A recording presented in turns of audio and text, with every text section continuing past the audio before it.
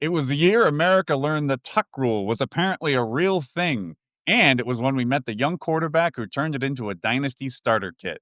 My name is Joel Beck. And I'm Chad Konecki, and today's special guest is Kenny Young from Boston's classic rock 100.7 WZLX. Episode 3 of Where Were You begins now.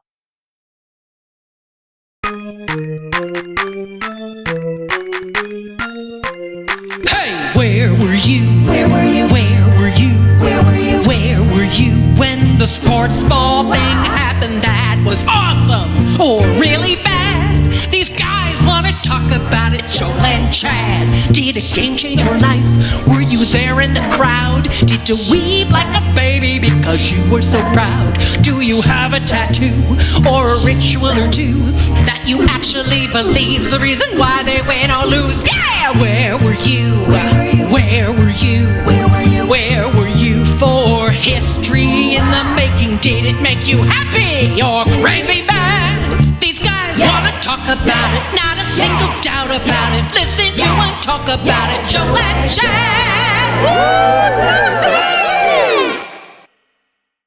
Hello, world, and welcome to another edition of Where Were You, episode 3. We've done this 3 times now. Where were you? My name is Joel Beck, alongside my co-host Chad Konecki. Chad, welcome back. Chad, does it feel a little crowded in here today? Does it feel like we're being watched? I don't have enough room. There wasn't enough coffee in the break room. It's just trouble. Yeah, you're right. Look at he's just staring at us. Look at him, staring us down. I didn't know if I was waiting for a proper introduction. I didn't even know if I was on camera yet. Ladies and gentlemen, I want to welcome somebody this is our this is a monumental day. It's our first day we are bringing a real live guest onto the show. And this fella who's sitting with us, Instead of a mannequin. right? That's what we did in rehearsal. We had a mannequin that just. Our guest today comes with 3 decades of experience in Boston radio. Over the years, you've heard him manning the evening shift. You've heard him in the mornings. These days, you know him from the afternoon drive on the Boston Airways. But I know him as one of my closest, oldest, and dearest friends, and he's one of the biggest New England Patriots fans I know. Can also play any guitar lick, any famous guitar lick. Just pick up a guitar, I'll just play it. It's a true story. Oh, look at you. Ladies and gentlemen, buttering me up like a biscuit. From Boston's classic rock 100.7 WZLX, please welcome Kenny Young. This is where we need an applause. Thank you. It was quite the introduction. It's a pleasure to be here. I'm a fan of the first 2 episodes. 3 is my lucky number. So the fact that you're having me on the 3rd episode of this shoot match, I'm very honored. So thank you for that. I'm not blowing smoke. When I came up with the concept for this podcast, this was one of the episodes I said we got to do. It was one of the reasons I decided that this needed to be done. So welcome. I'm glad it's finally becoming a reality. For me, it was like, if we're not being funny enough, let's get him on soon. Right. He's the funniest guy. There's a lot of funny in the room, and the topic today is probably my favorite football season in history. I don't know how it's ever going to be topped. It's the magical Super Bowl run of the 2001 New England Patriots. And it was a season that I will never not associate with Kenny Young, because we were living in the same house. Actually, we shared a 2-family house. We were living in Somerville, Mass. We shared a dwelling. A dwelling, and there were many, many, many Sundays that we spent up. And you had the top floor, we had the bottom floor, but you had that wood burning stove up on your half, and we would go up there. We did, nice and cozy. Which will come into play later on in today's episode. Same for me. Yeah.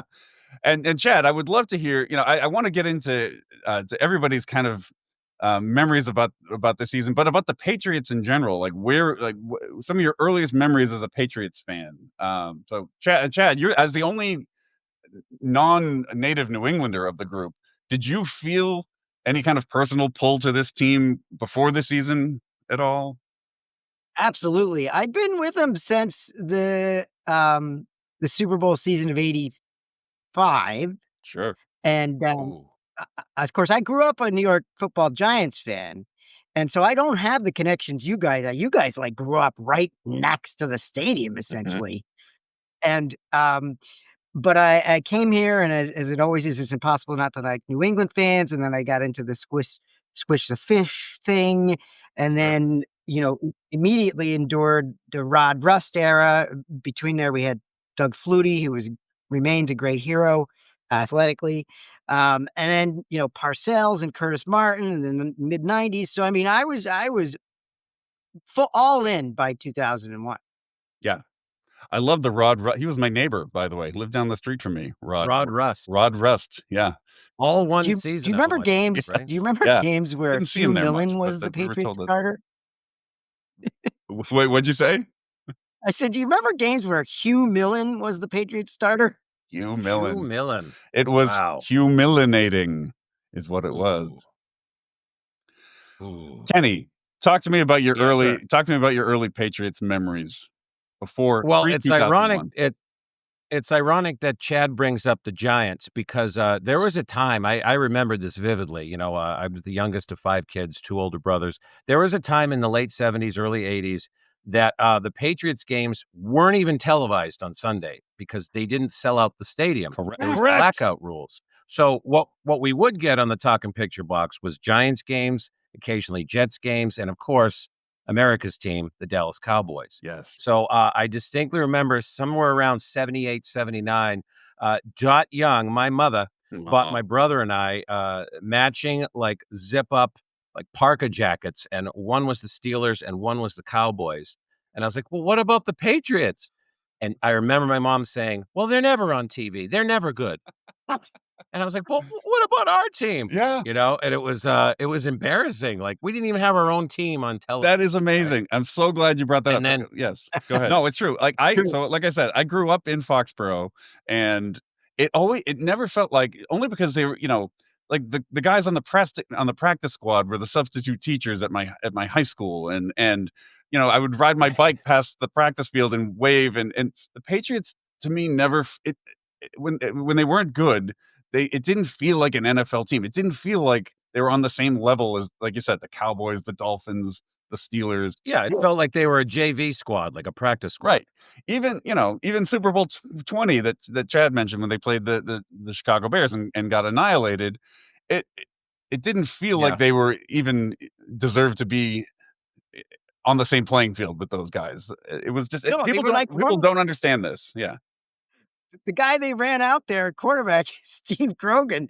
I mean, he looked like the combination of a tax attorney and the guy who mows your lawn, you know? Yeah.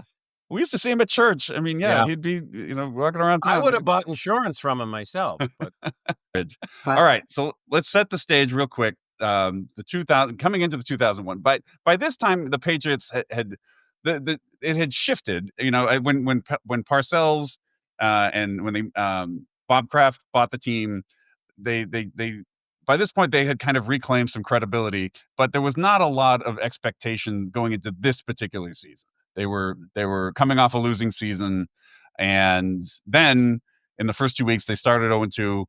Drew Bledsoe goes down with that, who was the quarterback for the Patriots at the time, gets a devastating hit from Mo Lewis of New York Jets. What's let's go right around the room. Kenny, how are you feeling? How are you feeling about the 2001 season at the onset of it? I was a bit skeptical. I didn't know what to expect. I thought maybe they'd go 500 or a couple games above that. There was a time where, God bless him, Drew Bledsoe, but he kinda had cement feet back there, and, he still had a cannon for an arm. And we had all these positional players that were kinda coming up at the time. J.R. Redmond, a running back at the time, Patrick Pass. But our defense, I was always optimistic about the defense because they seemed to bail us out a lot. So I felt good about the defense. But you had this sense that it was going to be week to week. You couldn't have too high expectations, right? But I do remember September 23rd, 2001, very distinctly when Bledsoe got injured because It's the date of my birthday. So that happened on my birthday. And so that's why I'll never forget that game, because in comes Tom Brady. In hindsight, what a birthday present it turned out to be. We didn't know Well, it at the at time. the time, I was using some coarse language that, Drew Bledsoe almost lost his life, but Yes. Oh god, it was so yeah. I don't know if people even realize how bad it was, how bad Yeah, that well, I injury was. mean, no, not at the time. it Yeah. was severe, and going into that season for me, I'd already been professionally paid to do such as it was to do sports broadcasting and writing about all manner of sports, professional, college, and high school. So I had paid kind of attention pretty closely. I was older than you guys, and I felt like they'd made a couple of smart offseason signings, particularly on defense. And I knew that Bledsoe had the potential to sort of take over a season. So I was kind of cautiously optimistic until the eighth quarter of the season. Yeah. After 7 quarters of football, I was like, well, we'll Yeah. live again, fight another day. Yeah. I just remember being really blasé about the Patriots. We had just come off the very forgettable Pete Carroll years, and, they were 0-2, and I wasn't excited about it. I don't even know if I even thought about them that much. I would watch them when they were on, but there was certainly no expectations. Certainly not when And even Bledsoe went even down. Belichick, and even Belichick, if you think he didn't have success in Cleveland with the Browns as a head coach, so here he is, like, what, a year, Yeah. maybe a year and change into his tenure with the team, and he hadn't shown us much as a coach, really, if you think about it. No. No. I think there was already talk that he was on the hot seat after one losing season and then 2 games into the next, and so but, fortunes, of course, quickly turned around where I don't think we have to relive every single detail, but Tom Brady is handed the reins, and things maybe not immediately start to change, but pretty quickly start to change. They won, what, 5 out of the next, 7 games or something like that, I think. Yeah, Brady's first start was that blowout in Indianapolis. Right. He put up, like, 44 on them. Yeah. Yeah. Yeah. And he had thrown one pass coming into this season. And I don't know if you guys remember, like, people were like, why is Brady to back up? Why isn't it Michael Bishop from Kansas State? Michael Bishop. Michael Bishop. Yeah. Right.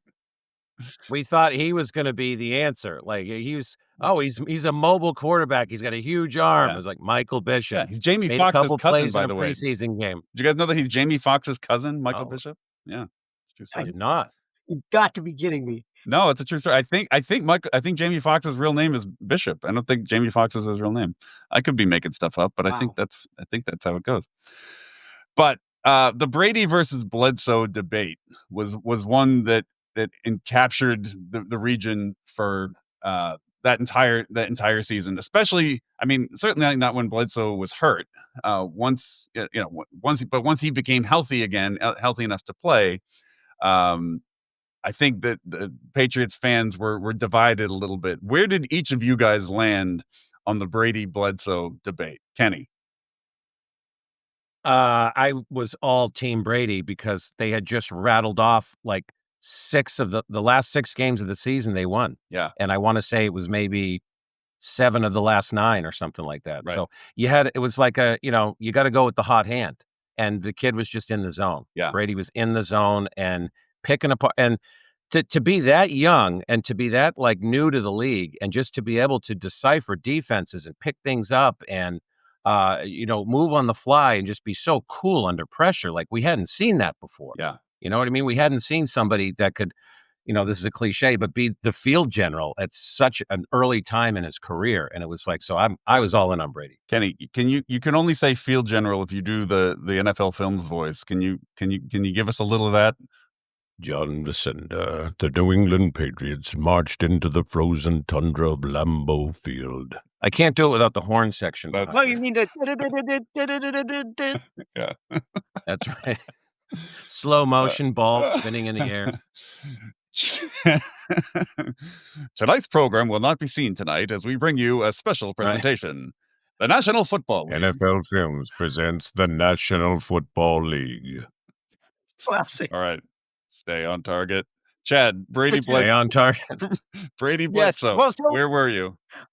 um, I like Kenny. I think maybe my progression was more gradual, but I started to really believe that this kid he was not just a game manager, and people kept calling him a game manager. And like, no, this guy's better than that.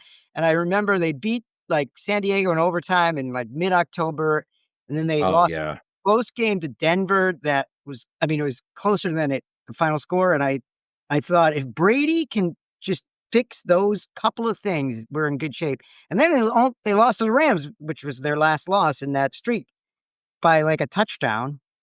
And so I started to shift, but Bledsoe signed a $10 million contract entering that season. He was the face of the franchise. So it was Going hard into not that to, season. Yeah. Yeah. yeah, it's hard not to envision him as the guy. So it Yeah. was, The ink was still fresh on the contract yeah, when Mo Lewis hit him. I mean, it was crazy. So yeah. And a I year am later, he was a Buffalo Bill. I know. I am proud to say, and I say without any shame, I was 1000% team Bledsoe. And I I will also say I have not always ended up on the right side of history on these kinds of debates. I definitely thought the Red Sox should have played Jeremy Giambi over David Ortiz. Um, Oh, so I thought, that did not age it well. did not age well. I so Bledsoe, once he came back, I kind of thought, okay, Tom, thank you. The grown-ups will take it from here. But and I think part of it was I think I felt bad for Drew Bledsoe. I don't feel like he deserved to lose his job the way that he did. He almost gave his life, and then he wakes up out of his hospital bed and is like, oh, my job is gone too. Can't I file a grievance with HR over this? Right. So I was team And Bledsoe. he was pissed. He was pissed too. He was pissed. Yeah. And He was, 'cause it was his job. He didn't feel like he had done anything to lose his job, but right. not playing will do that to a fella. And I get the argument. You got to put the best players who give you the best chance to win, and that's what they did. And luckily, they had a sociopath with running the team in Bill Belichick, and who didn't understand human emotions. So Look, he, I don't want to get into talking. I don't want to get into talking about this, Joe. ladies and gentlemen, Bill Belichick. I do a good Belichick earlier in the morning. Yeah, yeah. No, Well, yeah. good. That's a good Belichick. You still got that, that frog in your throat and everything. It's good. So, all right, let's go right to the the Patriots, the season, but even like mid-season, I don't think anybody. So now they were 5-5, and even at this point, we're now heading into December. Nobody seriously thought that this was a championship caliber team, and it felt like in the blink of an eye, they were just all of a sudden they were 11-5, and they had a first round bye, and they're going into the playoffs, into the snowy tundra of Foxborough Stadium. Foxborough. Yeah, let's talk about the snow game. The silliest game I think we've ever encountered. And again, Kenny, you and I watched this game together. I think all three of these playoff games we watched together. We did, because we had to keep the nucleus of what was going on. Chad, if you're not aware of some of my background and the superstitions that live in my head rent free, and Joel will attest to this too. Yeah. It's like there was the TV remote had to be in a certain position. If they were losing, then you moved it from the side of the couch to the coffee table. Oh If my they were God. winning, you'd put it back. There was certain cushions involved in my couch that I had to be seated. So when Joel and his then wife at the time or friends would come over, I'd say, "No, that's my seat. You need to move." He's not joking, because it I was needed to be. They were on this run, and you don't mess with a streak. Like, you don't talk to a pitcher during a no-hitter. You don't get off the couch that the team's been winning on every Sunday. No. And wow, who's going to listen to this episode? Couch cushions, JD Vance. This is big for him. Oh, yeah. Did somebody say wanna couch get some- cushions? Might wanna get some plastic film over Oh Sorry. boy. Anywho. Chad, what were you doing? Where were you for Well, I love that you Snowball? guys. I love that you guys were together, because I did not know that until we were, prepping for this show. And I want to dive into We the will. superstitions and rituals, and I know we will. But so I remember very distinctly being very starved for football at this point because they'd had a bye week in week 16, and so they'd played like one game in a month. Yeah. And so I was like ready for this to happen, and then I was worried they'd lose momentum, and I happened to be home in New Jersey, my native home, um, watching the game with my dad at their retirement facility. So it was kind of a extra special for me to watch that whole thing play out with him. So it was a great setting. Yeah. Yeah. All right. Let's talk about the play that launched it all, and what the feeling was at the time. Because I remember, and I'm talking about the tuck rule for people who may be listening who aren't necessarily Patriots fans or football fans or remember it. There was a play in this game where Brady got sacked.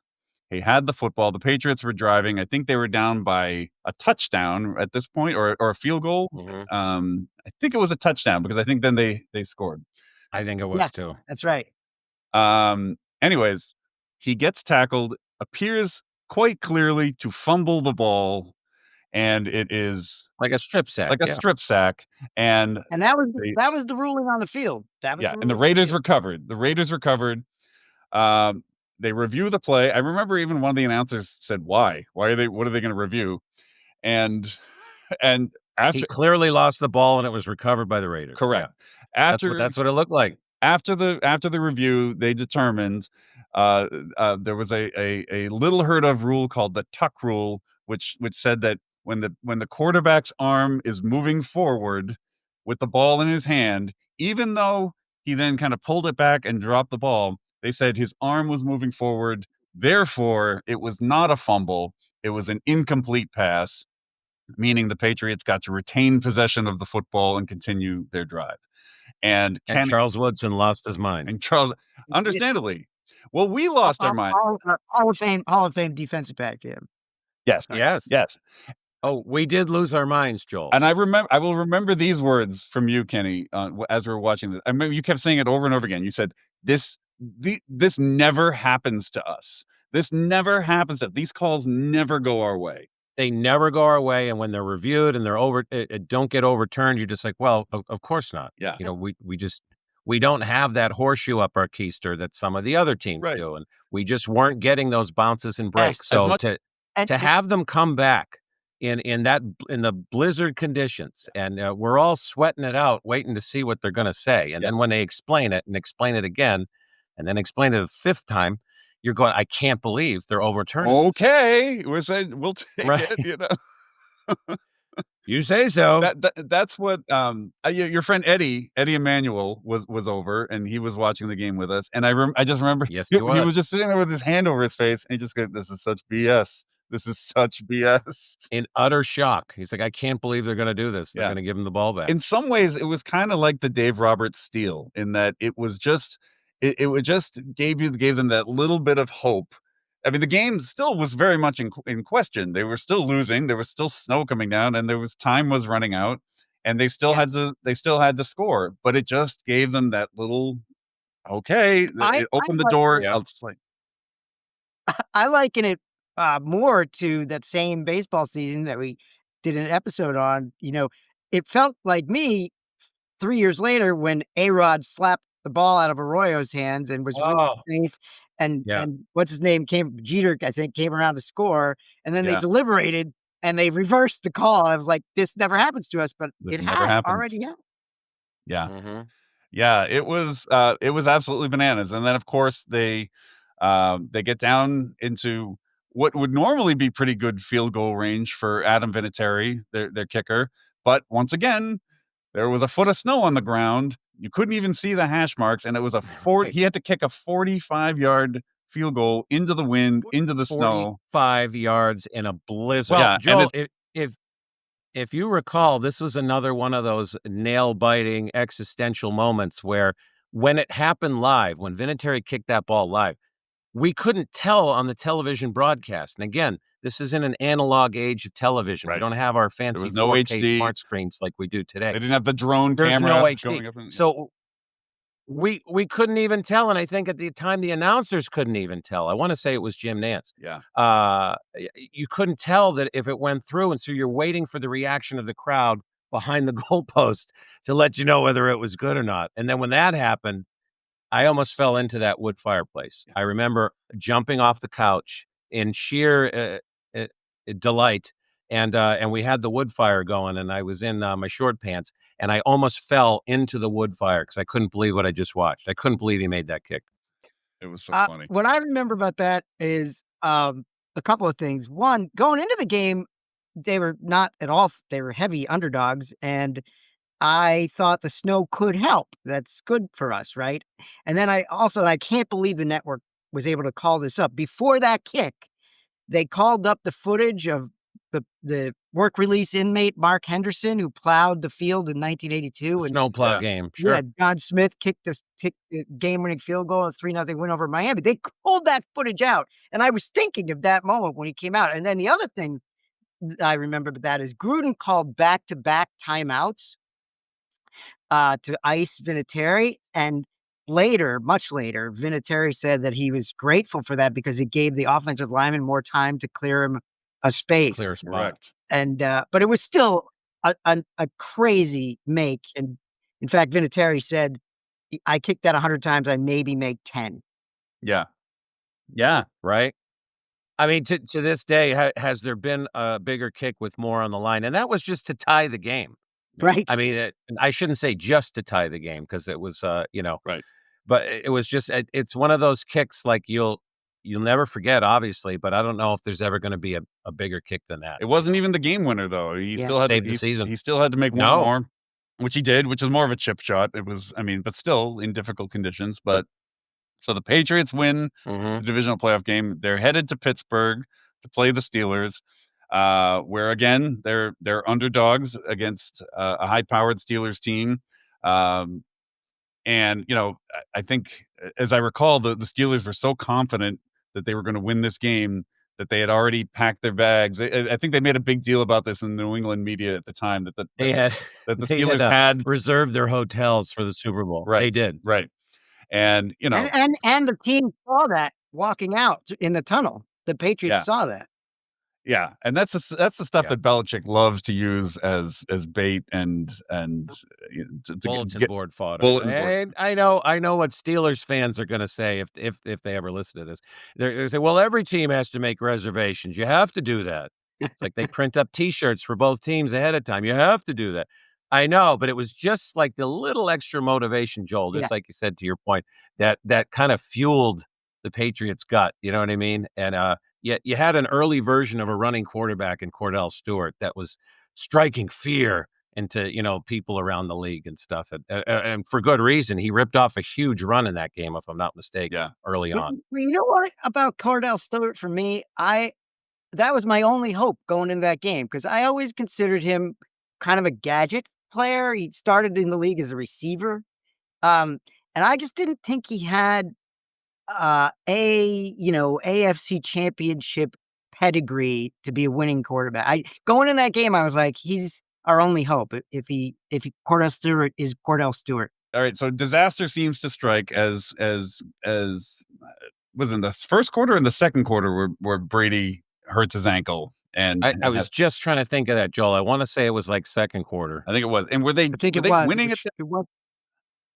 I think they were up like 3-0. I don't know. We could look it up. It doesn't I matter. But Yeah. but Bledsoe Brady goes down with an ankle injury in the early part of the AFC Championship game, and this is where I again remember seeing Kenny Young leap off of his lucky cushion and just crumble. I just remember and just F bombs and in my head I'm like, what are you talking about? We got Bledsoe. The order is restored. It's all it's That's like he hasn't played in, like, all season.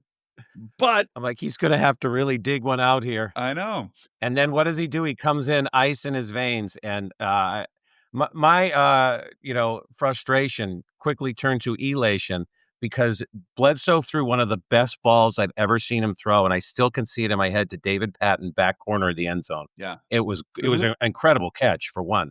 But his throw, the timing of it, he was just ice water in his veins when he came in, and he was just like he showed you why he was the $100 million man again, and you're like, oh yeah, that Drew Bledsoe, Yeah. that guy.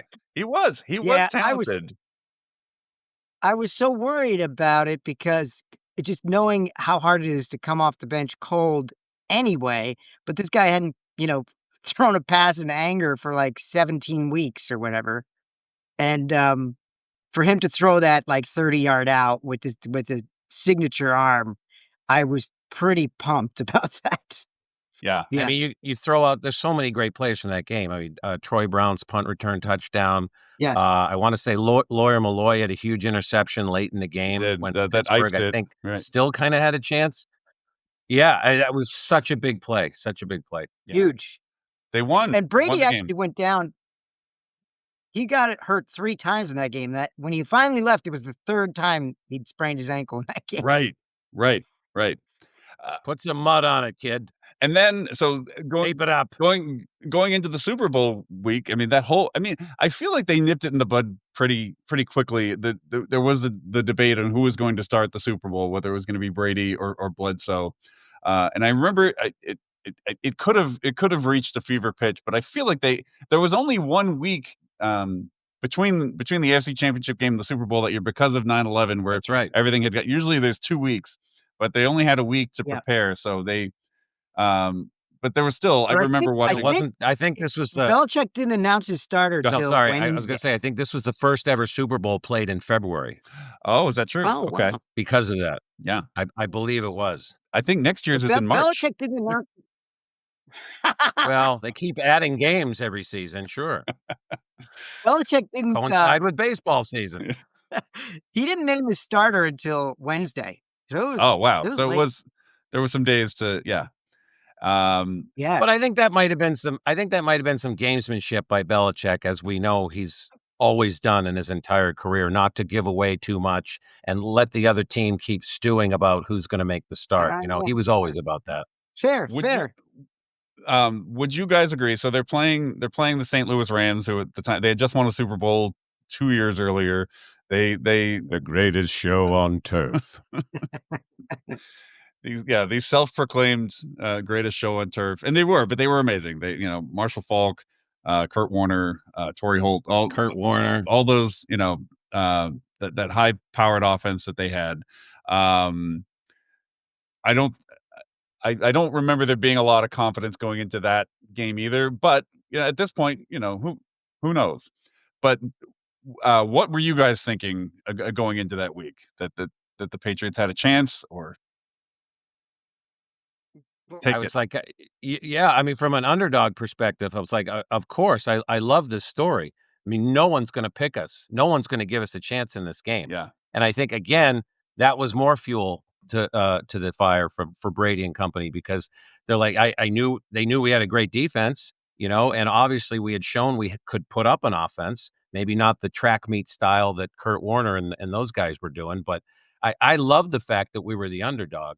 And again, hate to say it, but I remember thinking like, oh, I'm happy to be back in the Super Bowl, because the previous two, to the Bears and the Packers, we got our lights blown out. And I was like, maybe this is the third time's the charm. Maybe this is the time that they actually surprise a lot of people. And all Wow. three of them were in New Orleans. All three of those Super Bowls were in New Orleans. The two that they lost, and then this one again. Yeah. They're at the Superdome. So it felt like kismet. I'm amazed by your optimism, Kenny, because I too had a wood stove at this time, and it was meddlesome and troublesome. It was like the boiler in Christmas Story, and Well, those cast irons, you got to bring a heat up slowly. You can't. I know.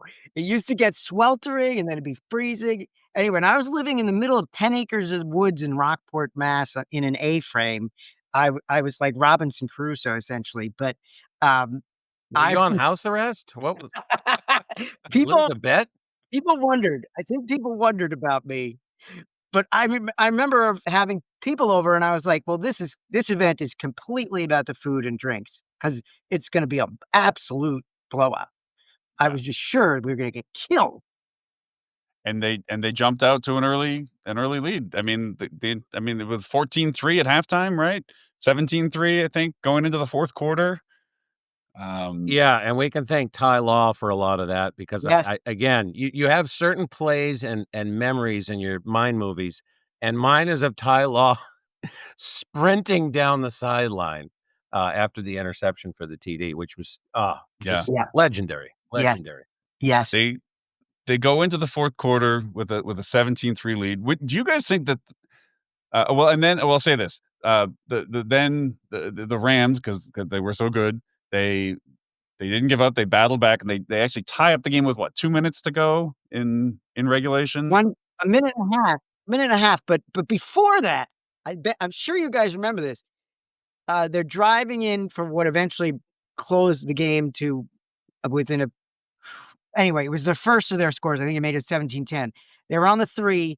Roman Pfeiffer sacks, Kurt what's Warner. his name? Kurt Warner, and it's a fumble, and Tabucky Jones returns it all the way, Right! and Oh, I almost it would have forgot been about that. Oh, it was gonna be you're 20 bringing me back now it was because gonna that be was another 20 one of those. yes, 24-3. It was over. It was Oh, over, and game, I game. that I was just like, and then Willie McGinnis held on the play, and they scored, and then cueing Joel, what Pulled it happened back. then? Yeah, They that tied. Our New England optimism came back and bit us in the ass, oh my right? gosh, He said tongue in cheek. that's almost both an existential moment of crisis and an Incredible Hulk moment wrapped into one. I almost forgot about that Wrapped play. into That's one. right. That's right, because that would have iced it. T-Buck. Yeah. Yeah, they retained possession and scored, and they tied the game. So, and Yeah, then in the final minute and a half, I think it goes without saying that that was when Tom Brady became Tom Brady.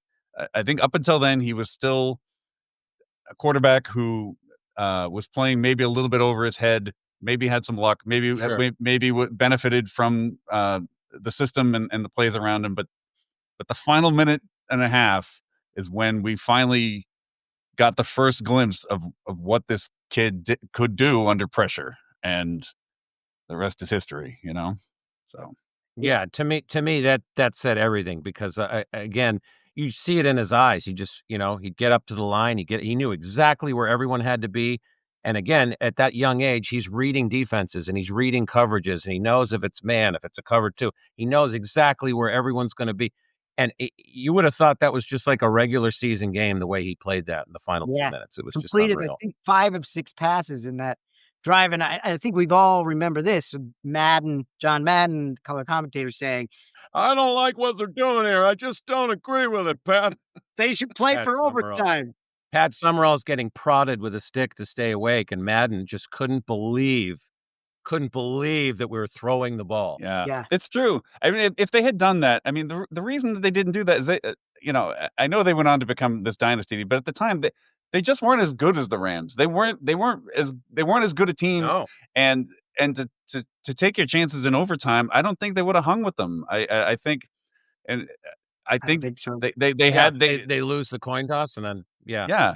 would have been over. So I was they took game. their I was chances. cool.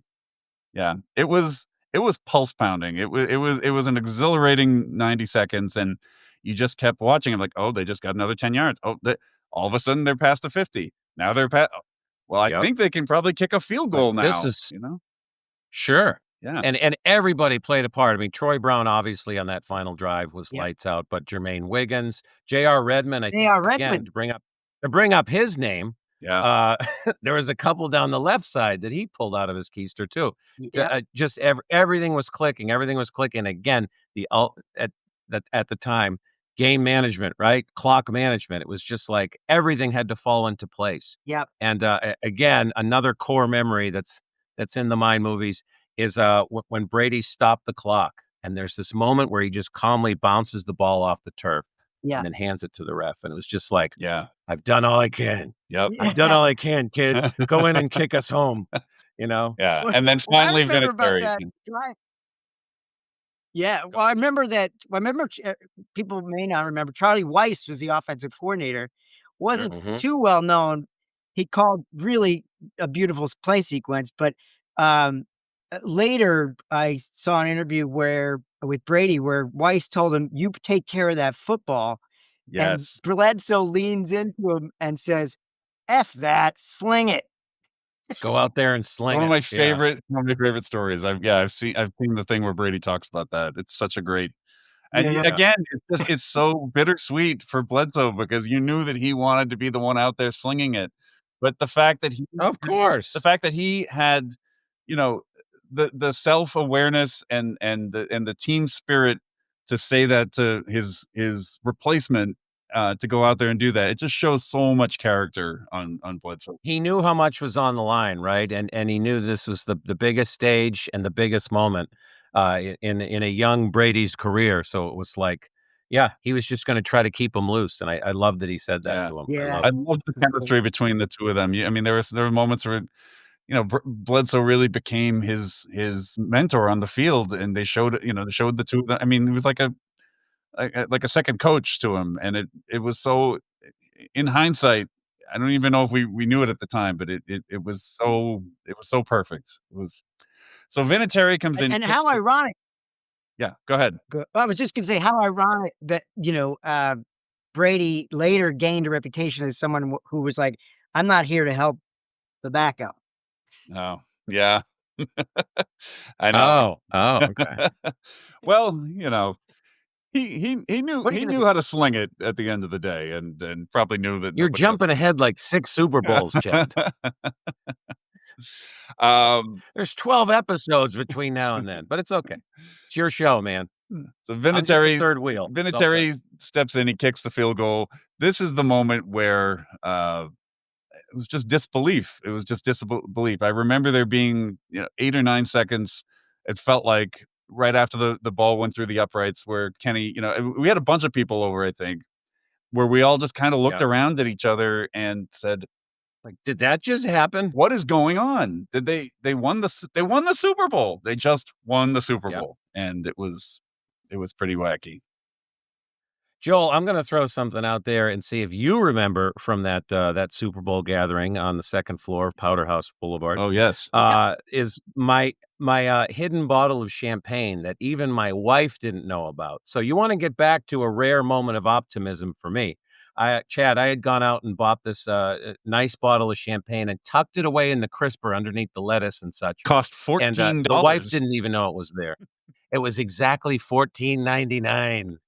And you couldn't buy it on Sundays because of the blue laws. Uh-oh. So anyway, do you remember that, Joel? And, like, Vaguely, I yes. disappeared to the kitchen shortly thereafter the kick and the confetti starts coming down. I disappeared to the kitchen for a few moments, and I got, the little, champagne flutes, and I got the bottle, and I come back, and everyone's like, "What?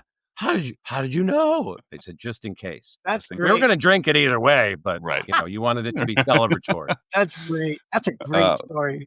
Yeah, I remember at one point, maybe about an hour after the game, they had done all the trophy ceremony and just sitting on your couch. I think I was now allowed to sit on the couch.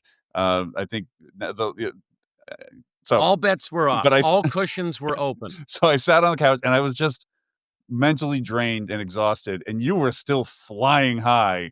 And I think I was like, I was cooked, but happy but cooked. And I remember you just said, "Oh, don't get tired now. We're just getting warmed up." And so, Oh, yeah, man, I yeah, think I stayed up till 3 o'clock in the morning that Yep. night because Yep. I wanted to see highlights over and over and over again, and that's the catharsis of it. It's like for all the stresses of that playoff run and of all the stresses in that game, right?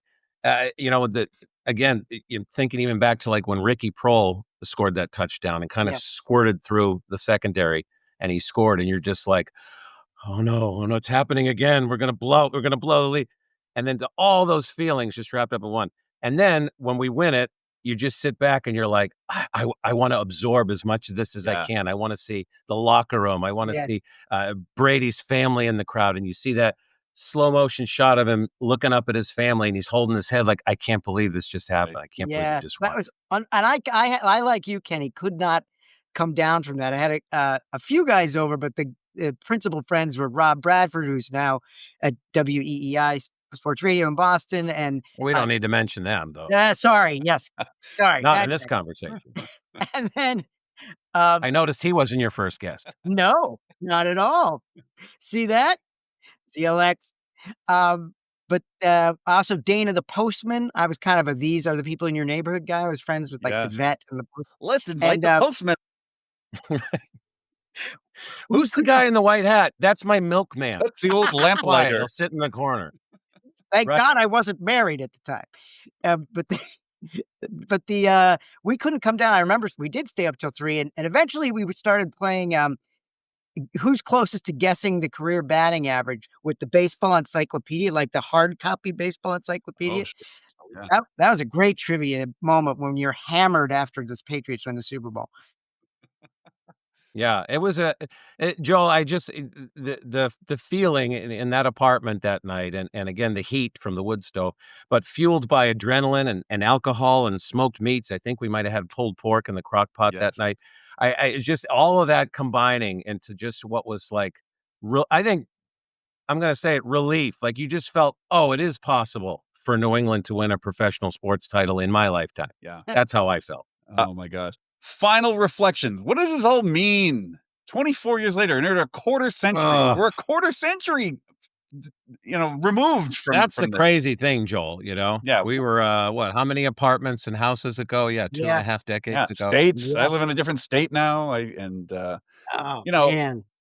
I think it's crazy how much, I mean, at the time, everybody was rooting for the Patriots. I feel like it was post 9/11. They were wearing red, white, and blue. They were a team that had never won before, and Yeah, it was before America hated us, that's what I'm you know? saying. That's exactly what I'm saying. Yeah. It They hated us because then we ended up winning too much, and you can't do that in the NFL. We see what happens with that now, Yeah. so you have defectors from the Chiefs now because, they've been winning too much, aside from last year's Super Bowl, but not to get off track. But, Joel, I if I may jump in on the legacy that this game in particular created, Yeah, at Please. least in my household, is please. here we are 2 and a half decades later, and, I mean, if truth be told, and, I'm this is like tableside confessions.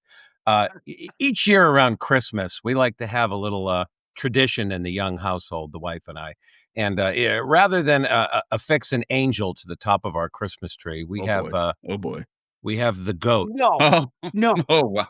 We put the goat on top of the Christmas And he tree is every holding up year. Look at it. he's Oh, isn't it? holding up a It's Tom majestic. Brady statue. It's Yeah, majestic. yeah. Kenny, for those who are only listening, Kenny is holding a Tom Brady statuette. That thing looks heavy. I mean, Yeah. does it? It's got a little weight to it. It's got a little weight to it. Look how damn handsome he is. Look at Do you that. Wow. It's very lifelike too, but when you come over my house around Christmas time, this is what adorns the top of our Wow. tree right God, here. do you guys TB12. get do you guys get like a replica of the Rockefeller Center tree? How does It's it hold? not a doll, it's an action figure.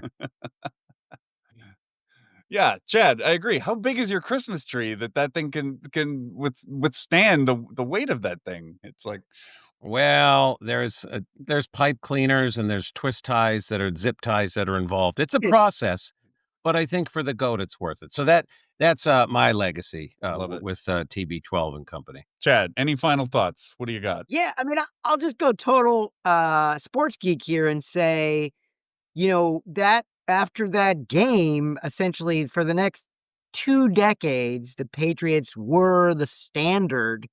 They became the standard for excellence in the NFL for a length of time that was unprecedented and is likely to be unmatched. And Yeah, that's pretty cool. And football changed a ton, and they were still great. they were still great. I think Brady could still step on the field today and not embarrass himself. I mean, it's I agree. But then again, I think Doug Flutie could step on the field today and not embarrass himself. So I'm not a reliable source. that's a true story. All right, a little bit of housekeeping just to wrap things up here. Once again, always remind people that they can send us your Where Were You stories. You can email us at info@wherewereyoupodcast.com. That's info@wherewereyoupodcast.com. And once again, the absolute best way to support us is to hit the subscribe button on YouTube, Spotify, Apple, iHeart, wherever you get your podcasts. Do it. More Is this gonna be on MySpace? Friendster. We've got them all. Yeah. I heard it's making a comeback. I'm all analog phones. If you have a if you if you have a rotary phone, dial 9 and but Get the yeah, scratchy sound, and you're good. you can find us on all the socials. You know what they are. I don't have to say them all, but I want to thank a couple of people. Thank Molly Beck Ferguson, my sister, who wrote our amazing theme song. Kenny, what do you think of the theme song? Did you have a chance to listen? I of course I've listened because I've listened to both the first 2 episodes of this. I love the theme song. Molly knocked it out of the park. High production value, great harmonies. Yep. Yeah. It sounded like it was done in a professional studio. It's like there are I 3 or 4 especially Molly like Beck Fergusons singing. kinda, sorta. And, my favorite line is about mentioning, "Where were you when the thing with the sports ball happened?" Or, thereabouts, but Yeah, exactly. very creative, very clever. Good stuff. Also, first and foremost, thanks to you, Kenny Young, for joining us on this week's show. You can Thanks for having me. you can You're a find swell Kenny Nice guy. being on the ground floor of this thing. First guest? Come on. first You're a guest, and you swell can guy. find him. Hey, maybe I can be like Bobby Brady and get a trophy. First Yeah. guest. And I'll get all the chocolate ice cream I want. We're gonna work on it. You can find Kenny Okay. at 100.7 WZLX, Boston's Classic Rock, Monday through Friday on the afternoon drive from 2 to 7, or on the free do it like I do on the free iHeartRadio app. I listen to Kenny in the car all Yes. the time, or at home. Yes. That's right. Chad, In the shower. thank you. We're gonna do this again in a couple of weeks. What's the next show we've got coming up? Armando Galarraga, right? Oh, yeah. So, not a lot of perfect games in baseball history, and his was one, but it wasn't. Oh, Wasn't quite of the Detroit Tigers. I Armando think I remember where that's going. It took me a second. the perfect game. It was about 15 years ago. The perfect game that almost was and then wasn't. I remember where I was. I happened to be with Chad, as a matter of fact. And Well, don't give it away now. that's Yeah. it. You want to leave that carrot dangling, Joel. Yeah. Oh. Kenny would call that a tease in his business. Right. That's industry speak. You don't want to lose people, all right? Don't get too deep into industry speak. I've learned that over my years. You're the paid profession. You're the paid professional around here, Ken. See, we call these cans in the business. Not headphones, cans. Pointing at the headphones. I love this. This has been by far the most fun episode we've had yet. Of Kenny, will you come back and do this again sometime? Promise me you'll come back. Please, please. Perhaps. Perhaps. We can discuss that off the air. Yes, of course I will. Yes, of There's a course fee. I will. There's a fee next time. Okay. Yeah, exactly. That's Yeah. it. That's our show today. Thank you, everybody. Thank you to you, Kenny and Chad. And this is Where Were You? We'll see you next Thank you, time. boys. Thumbs up.